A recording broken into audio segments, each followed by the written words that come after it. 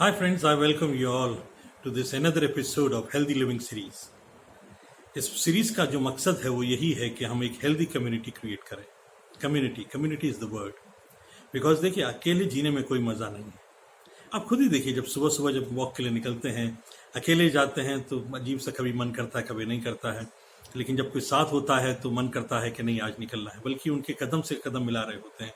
एक एक्साइटमेंट मिलती है उसके अंदर में.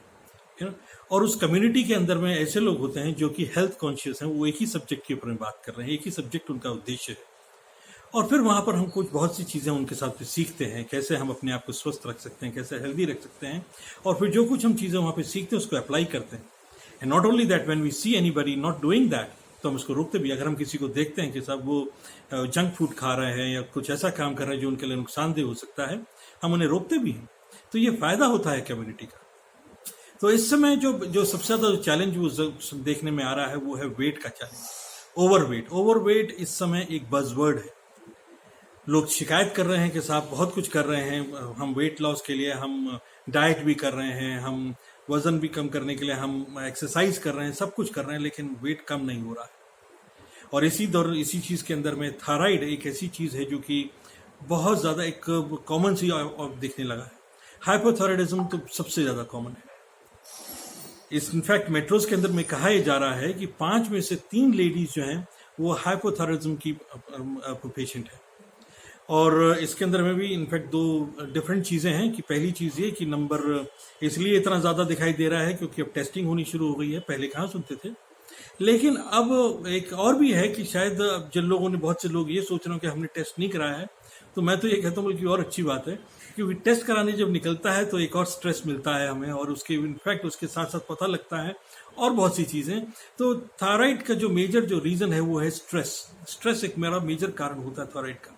तो मैं ये नहीं कह रहा हूँ कि टेस्ट ना कराएं, लेकिन ठीक है. तो यहाँ पर हम बात ये करेंगे कि वेट कैसे आप अपने आप को कंट्रोल कर सकते हैं, वेट अपने आप के लिए कैसे आपके लिए मायने रख सकता है. तो थोड़ा सा हम इस बारे में बात करेंगे. तो 2 विरोधाभास चीज़ें होती हैं. जब वेट बढ़ता है तो हमारा मेटाबॉलिज्म जो है, बेसिक मेटाबॉलिज्म, वो कमज़ोर पड़ जाता है. उसका फ़र्क क्या पड़ता है कि उसका फ़र्क ये पड़ता है कि हमारा डाइट जो है, जो हम खाना खा रहे हैं, वो सही तरीके से कंज्यूम नहीं हो पा रहा है, उसको एनर्जी में कन्वर्ट नहीं कर पा रहा है. तो हमारे को लैक ऑफ एनर्जी रहता है, फटीग रहता है, थकान महसूस होती है. और उस थकान की वजह से होता यह है कि हमारी मूवमेंट कमज़ोर हो जाती है, हम कम मूवमेंट करने लग जाते हैं. लेकिन एक बड़ा ही ज़बरदस्त इसमें इक्वेशन ये रहती है कि हमारा खाना वही रहता है. हम कम मूव कर रहे हैं, खाना उतना ही खा रहे हैं, तो नतीजा क्या निकलता है कि जो हम खा रहे हैं वो कंज्यूम नहीं हो पा रहा है, वो फिर फर्दर फैट के अंदर में कन्वर्ट हो रहा है.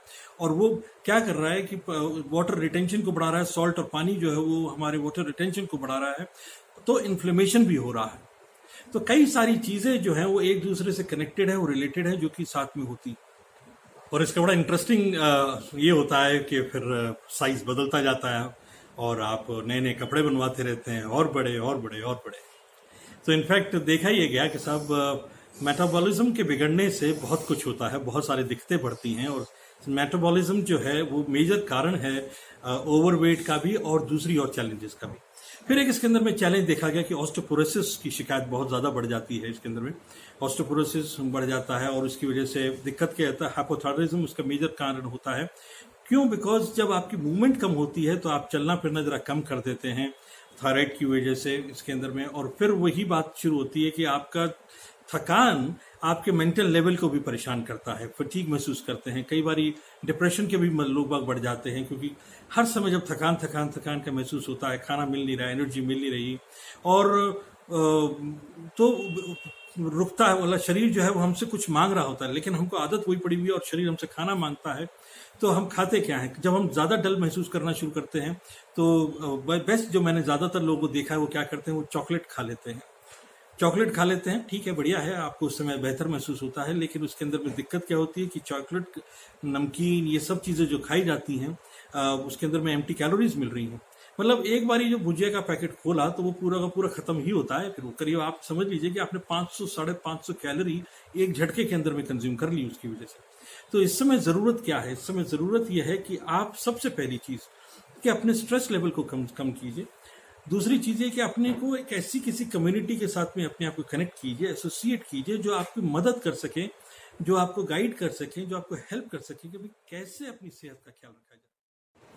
इस कम्युनिटी का फायदा जो सबसे ज्यादा जो मेरे को देखने में आया वो ये पता लगा कि एक्सरसाइज और वेट मैनेजमेंट इन सब चीज़ों की इंपॉर्टेंस के साथ साथ हमारे को अपनी डाइट पे जो कंट्रोल रखना है, बिकॉज डाइट के मामले में ज़्यादातर यही लोग बात करते हैं कि खाना बंद कर देते हैं, डाइट पे आ जाते हैं और इनफैक्ट वो उनके लिए और समस्या बढ़ा देता है। मेरे ख्याल में उसके लिए अगर ज़रूरत यह है कि अगर हम एक प्रोफेशनल डाइटिशियन से अगर उसकी कंसल्टेशन लें तो वो ज़्यादा बेहतर रहेगा, नंबर 1। नंबर 2, सप्लीमेंटेशन पे ज़रूर ध्यान दें, बिकॉज हमारे शरीर को क्या चीज़ें ज़रूरी चाहिए उसका इंटेक का बहुत ध्यान दें। प्रोटीन एक मेजर रीज़न है, मेजर कारण है जिसकी वजह से सब तरह की प्रॉब्लम्स जो हो रही हैं वो दिक्कत है इसके अंदर। प्रोटीन इंटेक हमारा बराबर होना चाहिए।